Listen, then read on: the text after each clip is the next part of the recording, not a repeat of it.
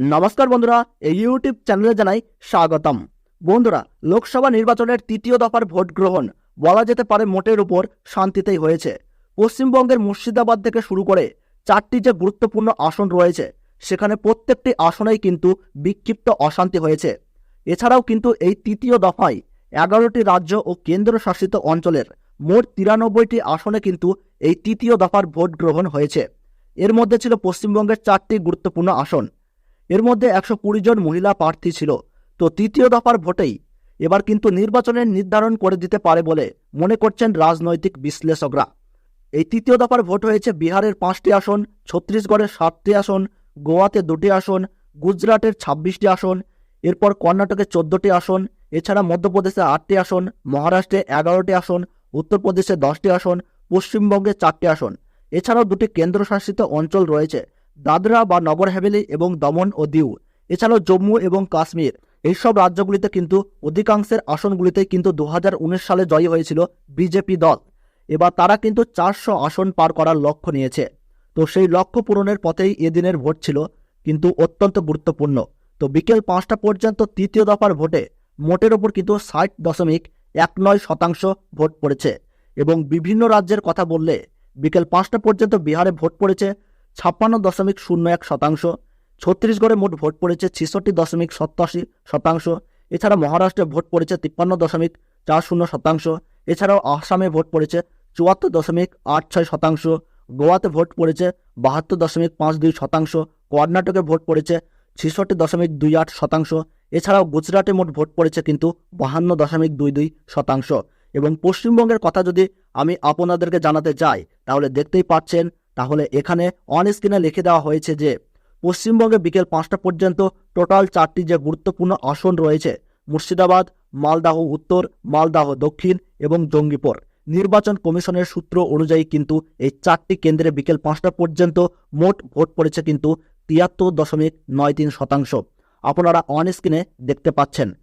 এবং এখানে স্পেসিফিকভাবে আপনারা যদি আসনগুলি দেখতে চান তাহলে দেখতে পাচ্ছেন বিকেল 5টা পর্যন্ত মুর্শিদাবাদ কেন্দ্রে কিন্তু মোট ভোট পড়েছে 76.49%। এছাড়া মালদাহ দক্ষিণে কিন্তু ভোট পড়েছে বিকেল 5টা পর্যন্ত 73.63%। বিকেল 5টা পর্যন্ত মালদাহ উত্তরে ভোট পড়েছে 73.30%। এবং জঙ্গিপুর যে গুরুত্বপূর্ণ লোকসভা আসন রয়েছে, এই জঙ্গিপুরে কিন্তু নির্বাচন কমিশনের সূত্র অনুযায়ী বিকেল 5টা পর্যন্ত ভোট পড়েছে 72.13%। এবার আমরা দেখে নেব যে জনমত সমীক্ষা, সি ভোটারের, এবিপি আনন্দের সমীক্ষা, সিএনএক্স এর সমীক্ষা অনুযায়ী এই 4টি যে গুরুত্বপূর্ণ বড় বড় আসন রয়েছে, এখানে কোন কোন প্রার্থী এগিয়ে রয়েছে, কোন কোন প্রার্থী জয়লাভ করতে চলেছে। পশ্চিমবঙ্গের মুর্শিদাবাদ, মালদাহ দক্ষিণ, মালদাহ উত্তর এবং জঙ্গিপুর এই কয়েকটি আসনে আপনাদেরকে জানিয়ে দেব যে সম্ভাব্য জয়ী হিসাবে কোন কোন রাজনৈতিক দলের নাম উঠে আসছে। জনমত সমীক্ষা, সিএনএক্স এবং সি ভোটার থেকে সমস্ত সমীক্ষা অনুযায়ী, বিভিন্ন রকম টিভি চ্যানেলের সমীক্ষা অনুযায়ী সম্ভাব্য বিজয়ী প্রার্থী কোন কোন দলের প্রার্থী হতে চলেছে তা আপনাদেরকে জানিয়ে দেব এই ছোট্ট ভিডিওটির মাধ্যমে। তাই আপনারা ভিডিওটি শেষ পর্যন্ত দেখবেন এবং চ্যানেলটিতে নতুন দর্শক হলে চ্যানেলটি সাবস্ক্রাইব করে পাশে থাকবেন, ভিডিওটিতে একটি লাইক দিয়ে উৎসাহিত করবেন। তো বন্ধুরা, সবার প্রথমে আপনাদেরকে জানিয়ে দেব মালদা উত্তর, যেখানে তৃণমূল কংগ্রেসের পক্ষ থেকে মনোনীত প্রার্থী রয়েছে প্রসূন বন্দ্যোপাধ্যায় এবং বিজেপির তরফে মনোনীত প্রার্থী করা হয়েছে খগেন মুর্মুকে। সিপিএম এবং কংগ্রেসের যৌথভাবে প্রার্থী রয়েছে মোস্তাক আলম। আইএসএফ এর তরফে প্রার্থী রয়েছে মোহাম্মদ সোহেল। তো বন্ধুরা, 2019 সালের লোকসভা ভোটে এই মালদাহ উত্তর লোকসভা কেন্দ্রে জয়ী হয়েছিলেন বিজেপি প্রার্থী খগেন মুর্মু।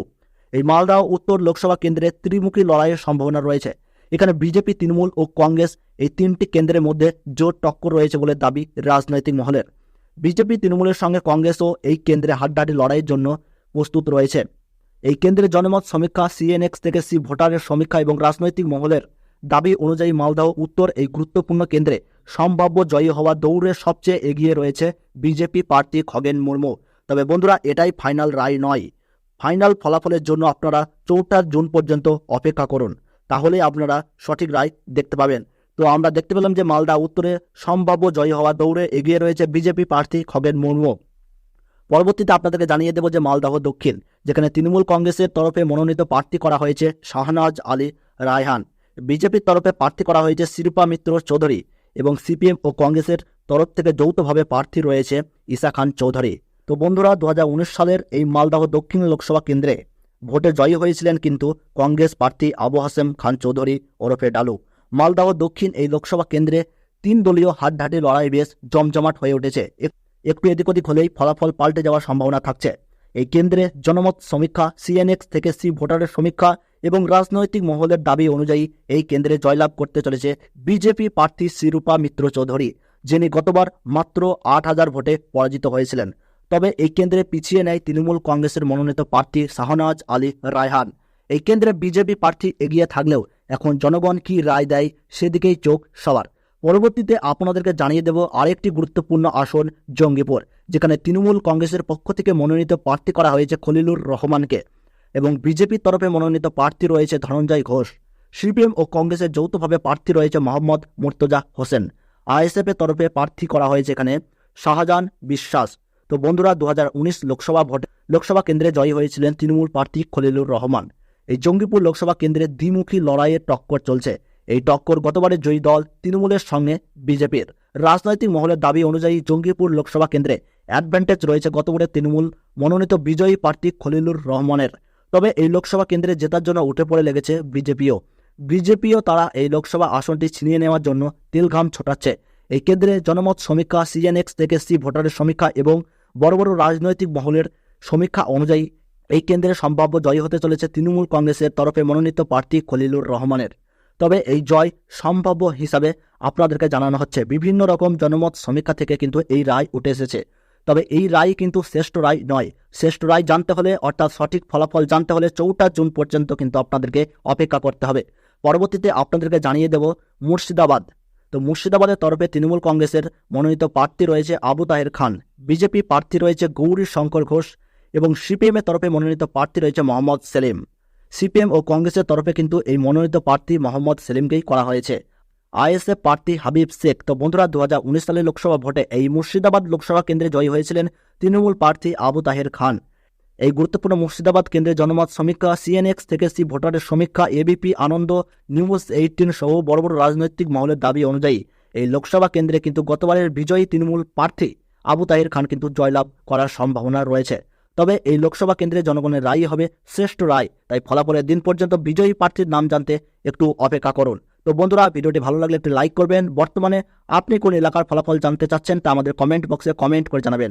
আর চ্যানেলটিতে নতুন দর্শক হয়ে থাকলে অবশ্যই চ্যানেলটি সাবস্ক্রাইব করে পাশে থাকা বেল বাটনটি অল করে রেখে দেবেন।